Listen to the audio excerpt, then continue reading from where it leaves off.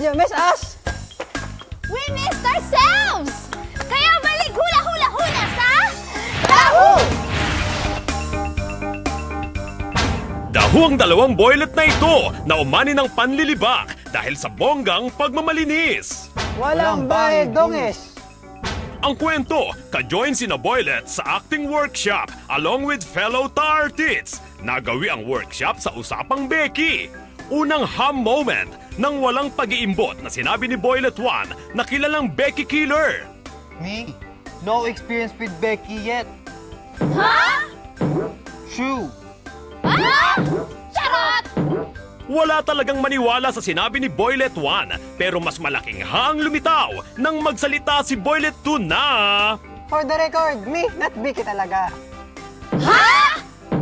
Ano, Bers? Meron akong girlfriend for 2 years, di ba? Ah! Charot!